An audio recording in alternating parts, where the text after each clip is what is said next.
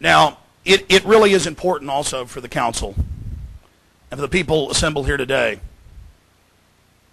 to understand that the level of deception and manipulation and skullduggery surrounding the Patriot Act's passage, surrounding the introduction of Patriot Act 2, Victory Act 1 and 2, all of the arm twisting and garbage that's gone on in Washington, D.C., that is all the more reason. The lies by the Justice Department and their minions telling us that it doesn't affect citizens, telling us that we don't have anything to worry about. It demands that we stand up and speak out and repudiate this nightmare legislation. I mean, it's just there's darkness swirling around this thing. And as more of the veils are pulled away, we see the true horror of what they're trying to build, what they're trying to construct. And I'll just close with this. And it is scary. We need to be scared so we can get involved and stand up. That's what fear is about. Getting you moving, not hiding under the pillow, not hiding under the bed.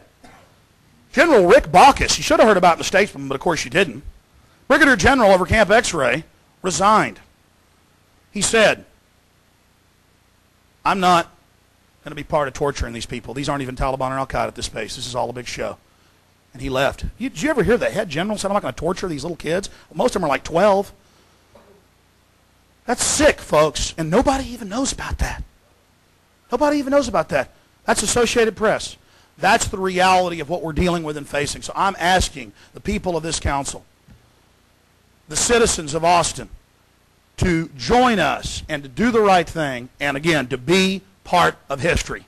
Please do it. Do the right thing. Please don't abstain. Please vote and reaffirm the Bill of Rights and Constitution and the soul and heart of America. And again, I want to thank all of you for being here.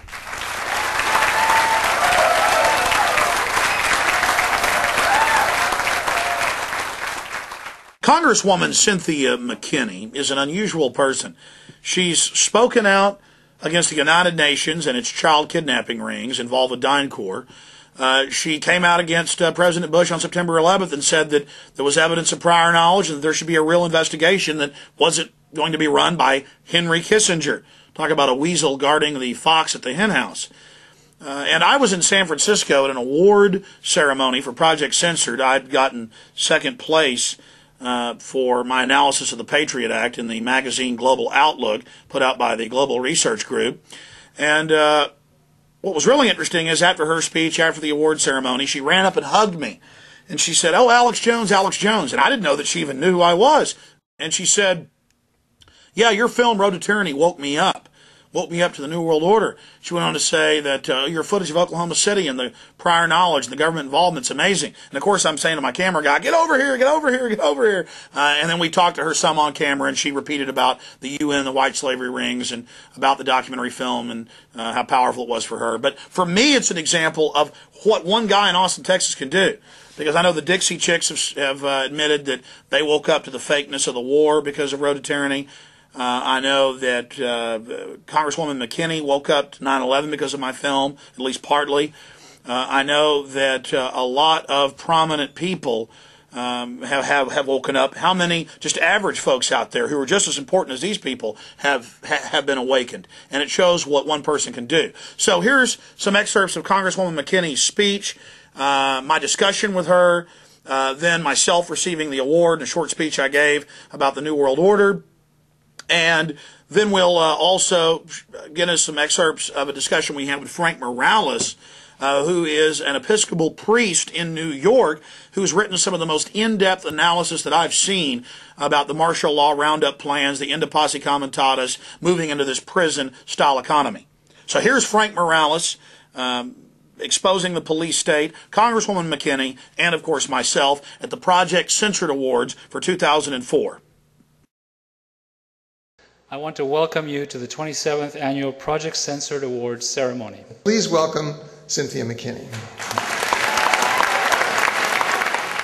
I have just one question. Who are we and who's responsible for what we've become? As I survey the landscape of the changes that have taken place literally before my eyes over the course of my lifetime, I have to wonder, where did we go wrong? George W. smirks, Dick Cheney sneers, Rumsfeld jokes, Powell blusters, Rice lies. Enron and WorldCom steal, DynCorp vaccinates, Halliburton feeds and feeds and feeds and feeds. Americans hurt, and in Iraq, Americans die. Our national leaders insult our allies, create more foes, reward their friends, increase our insecurity through their own policies, and plunge the American people into the deepest economic abyss of a generation. Massive failures all around us enter into the calculation. And any answer to my question, who are we and who's responsible for what we've become? From the lies to our servicemen and women and to all of us about Iraq, to the still unanswered questions about September 11th, the Congress has failed in its oversight of the executive branch, and the American people have failed in their oversight of the integrity of our political system.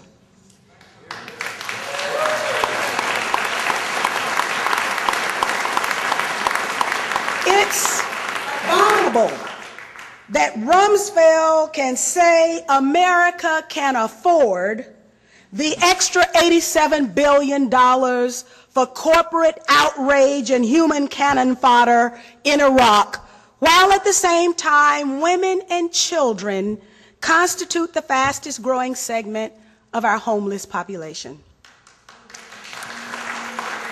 The very act of our sitting vice president taking a paycheck, I can't even believe I'm saying this, taking a paycheck from the American people while at the very same time taking one from a corporation that gets billions and billions of dollars in no-bid, sole source contracts should make us all outraged, and the vice president should blush. But these people don't blush because in the end, they know they can get away with it.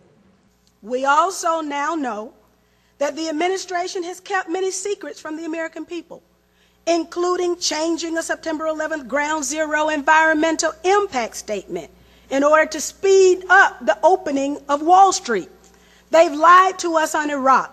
They still haven't told us what they knew and when they knew it about the tragic events of September 11th, and yet they have intimidated the poor 9/11 victims' families into giving up their right to sue the perpetrators and their supporters who helped carry out the 9/11 attacks. That's why my last piece of legislation allowed the September 11th families to participate in a government compensation fund and sue, and thereby find the truth for all of us on what actually happened on that day. I believe the promise of our country was stolen 2 generations ago in bold and brazen acts of violence. Snipers' bullets took that America away from us. And almost in rapid succession, bullets took Martin and Bobby from us too. It came to my attention during my last days in Congress that Bobby was considering Dr. Martin Luther King to be his running mate. Now imagine the America we might have had. But when confronted with evil back then, what did we do? Not too far away from this very place, Mario Savio of Berkeley's free speech movement told us what to do. Mario Savio told us that sometimes when the machine becomes so odious, it makes us sick. And at that point, we have to put our entire bodies against the gears and the wheels and the levers, against the entire apparatus, and we have to make it stop. And that we have to say to those who own the machine that unless we're free, we'll prevent the machine from working at all. There's a time when the operation of the machine becomes so odious, makes you so sick at heart, that you can't take part. You can't even passively take part. And you've got to put your bodies upon the gears and upon the wheels, upon the levers, upon all the apparatus, and you've got to make it stop. And you've got to indicate to the people who run it, to the people who own it, that unless you're free, the machine will be prevented from working at all.